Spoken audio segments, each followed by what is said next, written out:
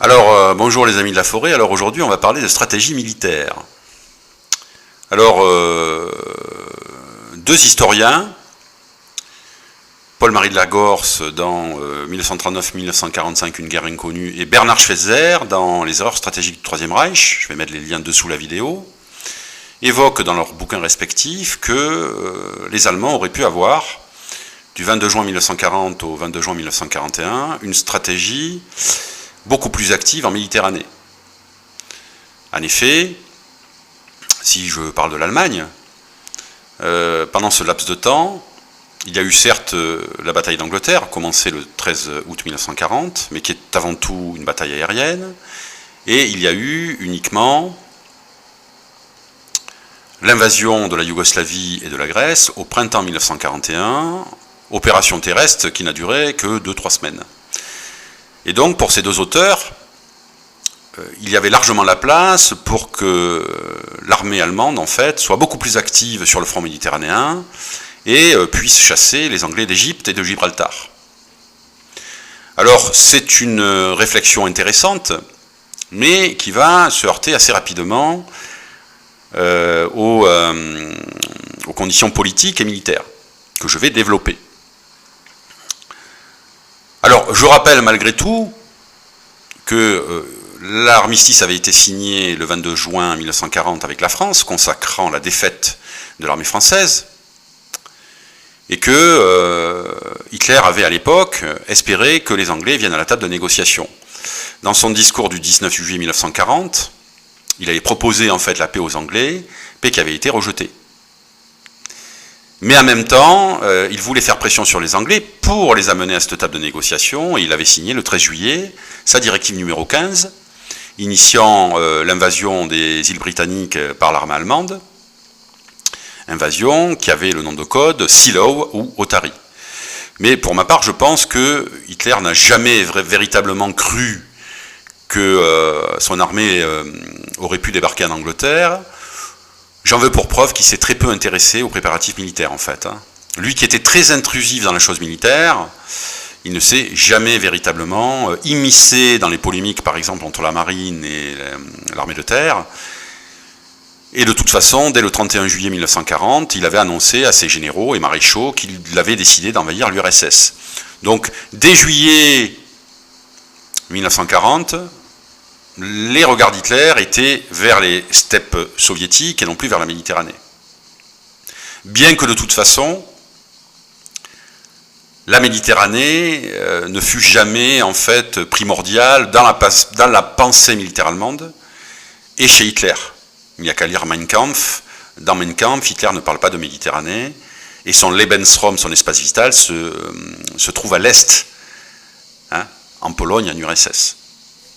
Et d'ailleurs, même chez les militaires, allemands, il n'y avait véritablement pas de préoccupation sur le front méditerranéen. Le seul militaire, en fait, qui avait proposé à Hitler une stratégie périphérique qui aurait permis de chasser les Anglais de Méditerranée, c'est le grand amiral Raeder, le chef de la flotte allemande, qui en septembre 1940 avait envoyé 2 mémorandums à Hitler pour lui proposer cette stratégie périphérique, et le Führer n'avait pas répondu. Alors, on va voir désormais si les conditions politiques et militaires étaient réunies pour une possible stratégie méditerranéenne avec l'Italie. Alors déjà, pour avoir une stratégie militaire ambitieuse, il fallait évidemment la collaboration totale et complète de l'Italie mussolinienne, qui était évidemment l'allié principal des Allemands, et qui était présente évidemment en Méditerranée, puisque l'Italie est un pays méditerranéen. Alors il faut savoir que l'Italie avait déclaré la guerre aux Alliés le 10 juin 1940, alors que la France était en déroute, ce qui avait provoqué cette expression du président américain Roosevelt, le coup de poignard dans le dos de Mussolini à l'armée française. Alors Mussolini, le Duce, était très orgueilleux, et il tenait à ce que la Méditerranée soit l'exclusivité en fait de l'armée italienne, et il ne voulait pas voir de soldats allemands en Méditerranée. Mussolini avait dit aux Allemands qu'ils pouvaient tout seuls chasser les Anglais d'Égypte. Et puis un peu après, ça il n'avait pas dit aux Allemands battre les Grecs. Il tenait à sa guerre dite parallèle, c'est-à-dire qu'il tenait à avoir les lauriers glorieux de la victoire militaire que pour lui. Et donc lorsque les Allemands en fait avaient proposé dès juillet 1940 l'envoi de 2 divisions allemandes en Libye, les Italiens avaient poliment refusé. C'est notamment Jodl, qui était le chef des opérations de l'armée allemande, de l'OKW, qui avait rencontré le général Maras en septembre 1940 à Berlin, et Maras avait poliment refusé la proposition allemande.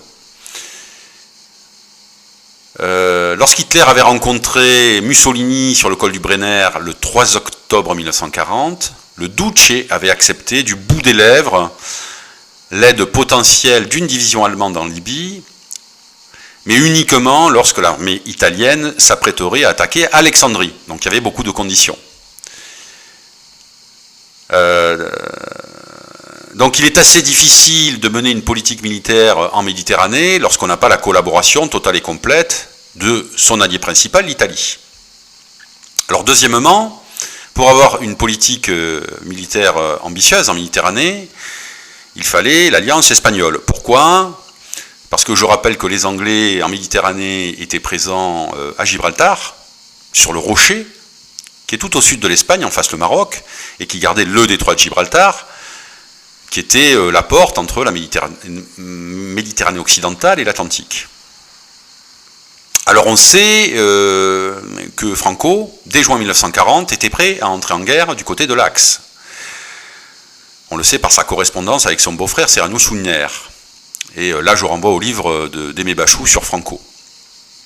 Et donc, Franco avait envoyé en septembre 1940 son ministre des Affaires étrangères et beau-frère Serrano Suñer négocier avec Ribbentrop, le ministre de la diplomatie bis d'Hitler, pour définir les conditions d'entrée en guerre de l'Espagne du côté de l'Axe contre les Alliés. Or les négociations à Berlin s'étaient très mal passées. Je renvoie au livre de Michael Bloch sur la biographie de Ribbentrop.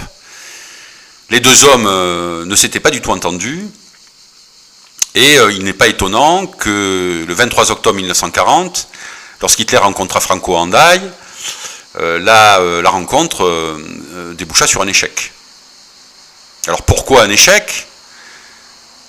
Parce qu'Hitler, lui, qui avait aidé Franco durant la guerre civile, et qui avait permis à Franco de battre les Républicains en 1939, pensait que Franco renverrait l'ascenseur en fait au Reich et qu'il rentrerait en guerre à blanc, sans des contreparties importantes. Ou en tout cas qu'il laisserait par exemple entrer l'armée allemande sur le sol espagnol pour aller attaquer Gibraltar par la terre. Or Franco, lui, ne l'entendait pas de cette oreille, et il avait émis des demandes exorbitantes, en fait, pour entrer en guerre, et notamment le Maroc français. Or, évidemment, pour Hitler, il était impossible de donner le Maroc français à Franco, pour prix de son entrée en guerre, tout simplement parce que Hitler voulait neutraliser la flotte française et l'Empire français. C'est pour ça qu'il avait signé l'armistice. Or, évidemment, il était hors de question pour lui de s'aliéner le régime de Vichy et l'Empire français pour prix d'une entrée en guerre de l'Espagne. Surtout qu'il avait très peu confiance dans l'armée espagnole, qui sortait exsangue de la guerre civile, et qu'à la limite, il avait plus confiance dans la petite armée vichiste, depuis l'armistice qui était à hauteur de 100 000 hommes, pour défendre l'Empire, plutôt que dans les Espagnols. Et d'ailleurs, l'échec du débarquement anglo-gaulliste à Dakar, en septembre 1940, repoussé par les forces vichistes du gouverneur Boisson, l'avait conforté dans cette idée. Donc, mécaniquement, cette rencontre d'Hendaye devait se terminer par un échec. Et d'ailleurs, lorsque le 28 octobre 1940, au retour de cette rencontre avec Franco, lorsqu'il fut reçu par Mussolini à Florence au Palais Pitti, Hitler surtout stigmatisa l'ingratitude de Franco, mais ne parla plus de politique de stratégie méditerranéenne. Ce qui montrait bien qu'il avait été très déçu par sa rencontre avec Franco et qu'il était passé à autre chose, c'est-à-dire l'invasion de l'URSS. Je rajoute d'ailleurs que même le gouvernement de Vichy va refuser en fait les demandes allemandes de pouvoir accéder aux ports français d'Afrique du Nord, et notamment de Tunisie. Après l'attaque de l'escadre française à Mers-el-Kébir le 3 juillet 1940 par une escadre anglaise commandée par l'amiral Sommerville, puisque les Anglais voulaient neutraliser la flotte française, et notamment ses cuirassés, pour qu'ils ne soient pas contrôlés par l'Axe. Et d'ailleurs, attaque de Mers-el-Kébir qui avait fait plus de 1000 marins français tués. Les Allemands avaient pensé que le régime de Vichy allait accepter que ce dernier accepte que les navires de l'Axe puissent débarquer du ravitaillement dans les ports français d'Afrique du Nord, et notamment de Tunisie.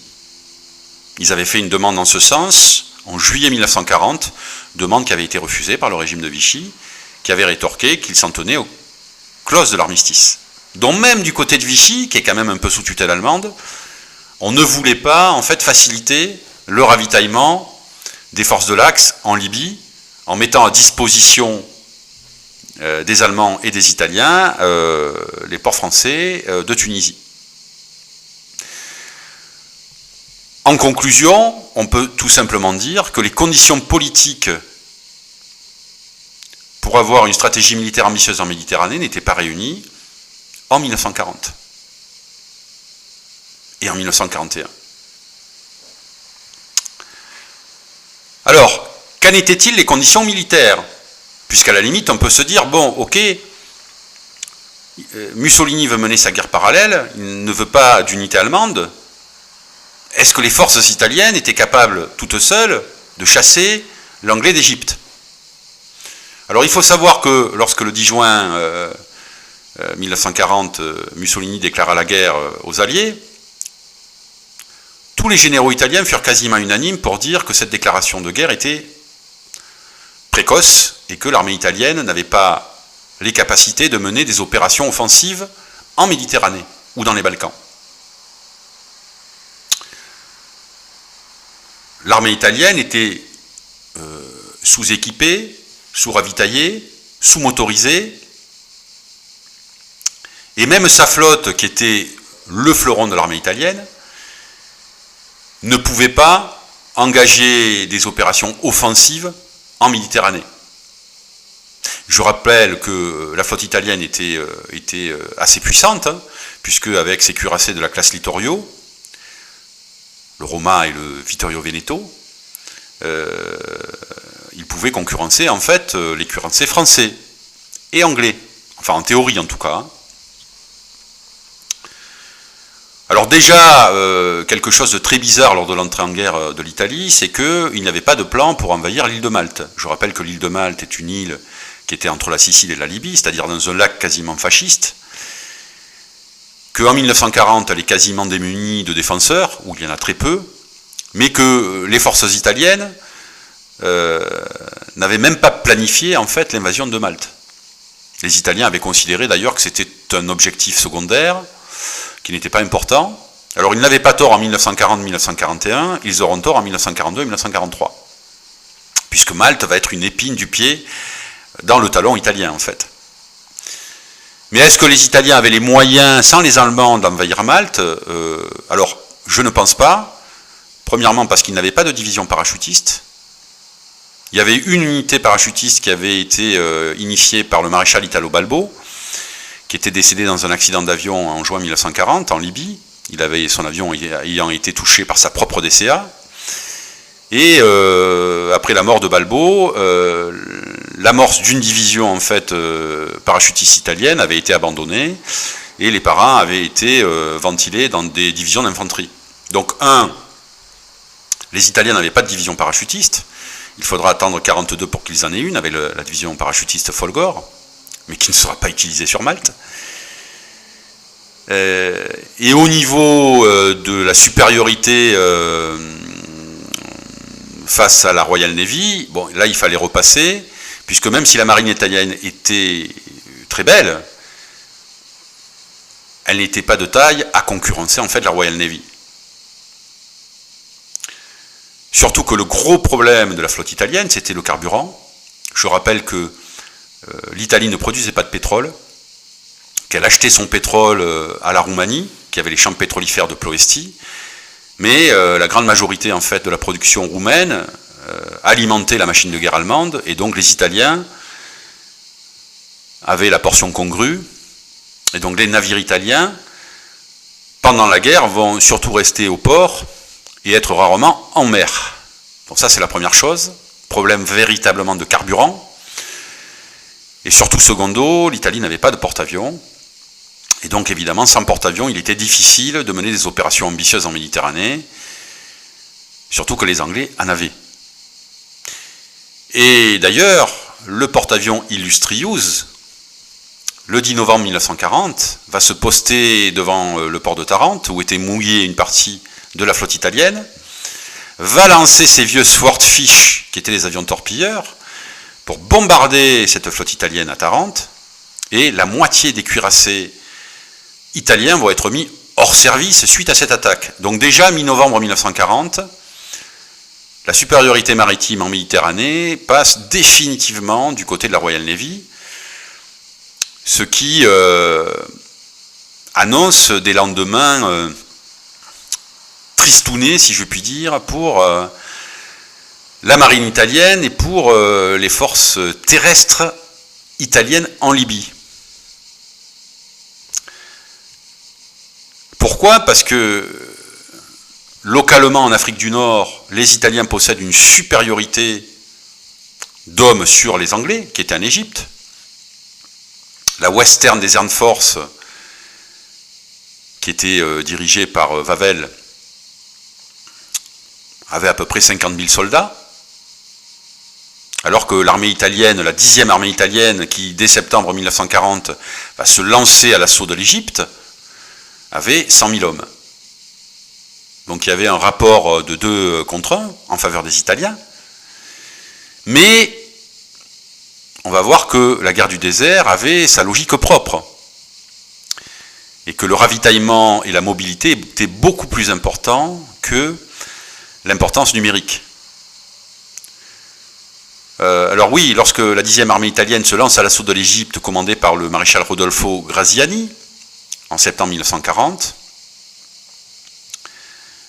elle se déplace très lentement. Je vous ai dit un peu avant que l'armée italienne était sous-motorisée, sous-équipée et sous-ravitaillée. Donc cette 10e armée italienne, elle est surtout composée de fantassins. Il y a des chars, mais qui sont très légers, voire les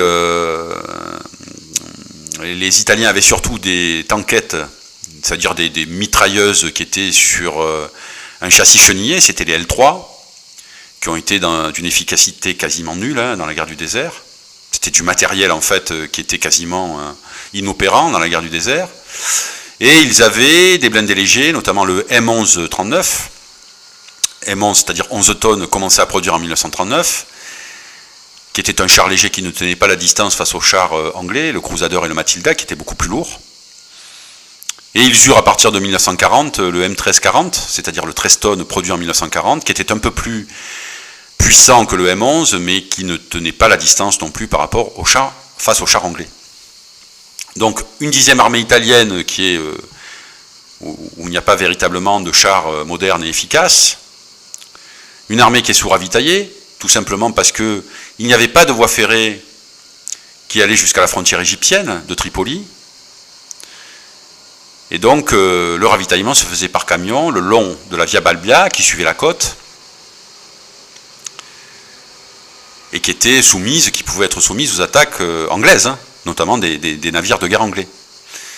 Et donc lorsque la 10e armée italienne va rentrer en Égypte, elle va s'arrêter quasiment derrière la frontière à Sidi Barrani, tout simplement parce que Graziani considère qu'il ne peut plus aller en avant faute de ravitaillement.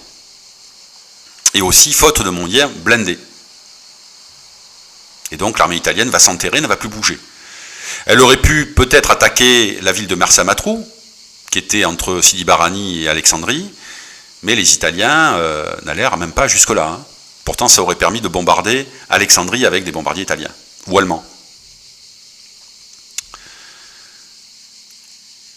Donc on voit de suite que le gros problème de l'armée italienne en Libye, c'est son ravitaillement et sa sous-motorisation.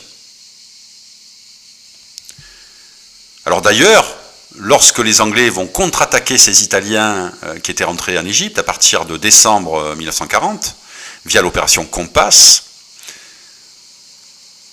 la petite 7e division blindée anglaise, composée de Crusader et de Matilda, va faire une bouchée de la 10e armée italienne, qui va en 2 mois être totalement détruite, puisque les Anglais qui vont quasiment atteindre Benghazi avaient fait 130 000 prisonniers, avaient détruit totalement la 10e armée italienne. Et c'est à partir de cette déroute que Mussolini va accepter, humilier l'aide allemande, qui va se concrétiser en 2 divisions légères qui vont être envoyées par les Allemands à partir de février 1941 à Tripoli, commandées par le général Rommel, pour éviter l'effondrement du front italien et pour éviter que les Italiens soient chassés de Libye. Mais on verra que le problème de l'Africa Korps de Rommel en Libye, à partir de février 1941 jusqu'à mai 1943, date de la capitulation des forces de l'Axe en Afrique du Nord, va être le problème du ravitaillement. Ça va être un problème récurrent, le ravitaillement, tout simplement parce que la capacité de ravitailler les forces de l'Axe en Libye était un casse-tête logistique. Donc je rappelle que lorsque le 4 octobre 1940, Mussolini avait accepté le principe d'une aide allemande, avec une division qui aurait dû notamment rejoindre le front libyen, lorsque les Italiens auraient attaqué Alexandrie, même les Allemands, qui avaient envoyé en fait une mission d'évaluation des infrastructures en Libye, et des possibilités de débarquement pouvant accueillir une division allemande, même les Allemands, sous la plume du général von Thoma, avaient, après étude de